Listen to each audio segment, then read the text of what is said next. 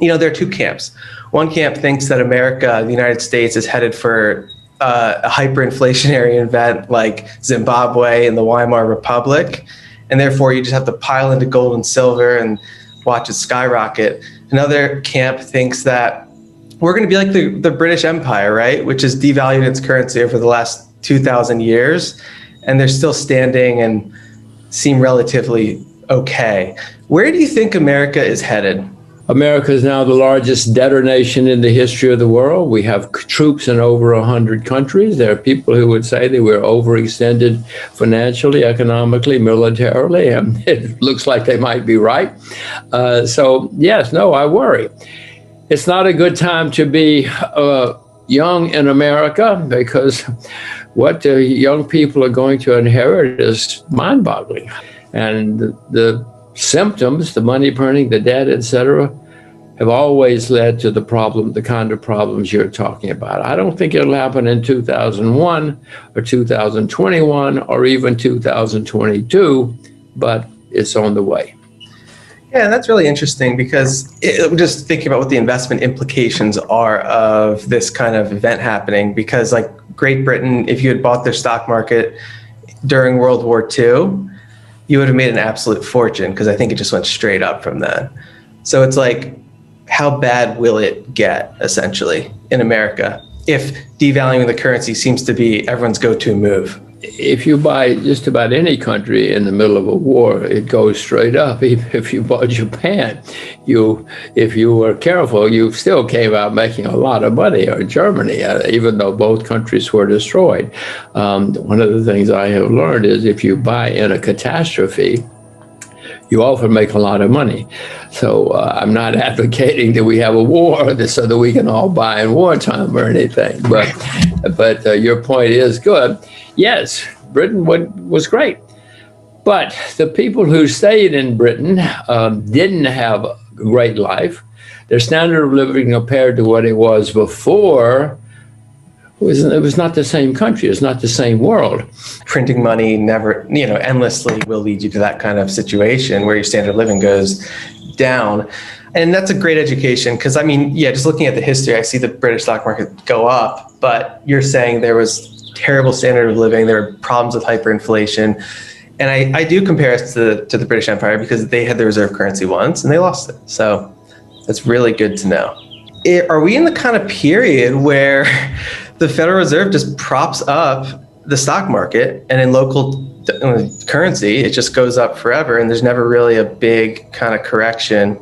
What are your thoughts? Basically, yes.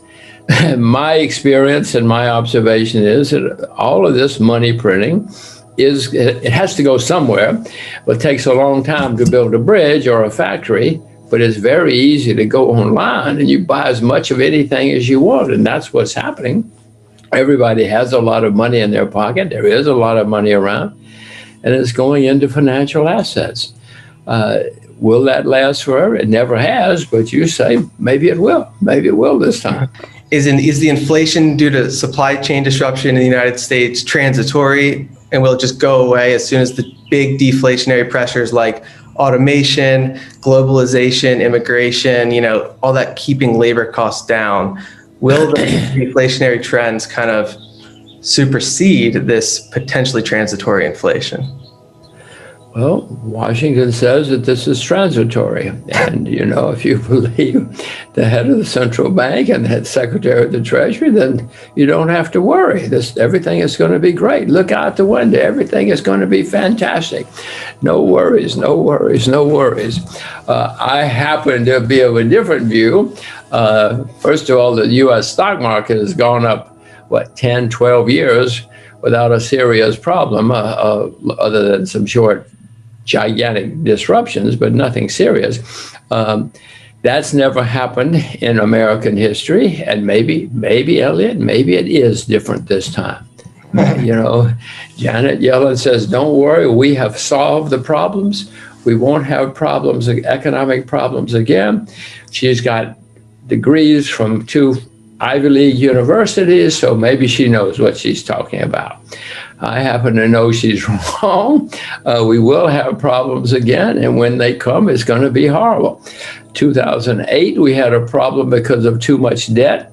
Elliot, since 2008, the debt everywhere has skyrocketed by gigantic amounts. So it would be my view that the next time we have a problem, it's going to be the worst in my lifetime, given that the debt is so, that may sound like some kind of wild statement, but look out the window. The debt is there. The debt goes higher every day. I know what it caused in 2008.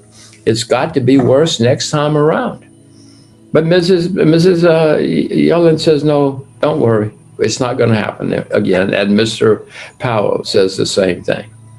Right. So are you seeing kind of the big obligations with Social Security and just, the big off-balance sheet obligations for all the kind of the retired baby boomers as being like the equivalent of wartime reparations that we have to pay that are impossible to pay? Is that kind of what you see, kind of like these big obligations kind of tipping us over the edge and people losing confidence in the dollar? Social Security will be paid. So the question is that kind of default will I cannot see that happening in the U.S. However, the value of the money is certainly going to continue to decline. As I said, the British pound went down 80% against the value of the U.S. dollar, which replaced it as the world's reserve currency. I'm sure that the value of the U.S. dollar is going to continue to decline. Everybody watching this knows that the dollar is not what it used to be. So there has to be some sort of way that young Americans can protect themselves, right? There has to be some way of just protecting wealth and maybe even doing well in a hyperinflationary environment or even in an inflationary environment. And would that be precious metals? I own silver and gold. I plan to buy more sometime in the future. My timing is never very good, but I will definitely buy more of both, because before this is over, both are going to skyrocket. Mrs. Yellen and Mr. Powell say, no, don't worry about it. Leave gold and silver alone. You don't need it. That's antique. That's archaic. Well, I'm an old peasant, Elliot, and I know, all of us old peasants know, when things go wrong, we want to have a little silver over in the closet. We want to have a little gold under the bed, because we know that when things collapse, gold and silver will help you. It won't take care of it, will help you. So I am buying both, and I will buy more.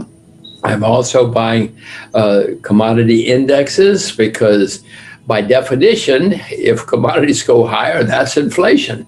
If the price of rice goes up, that's inflation. So I own rice.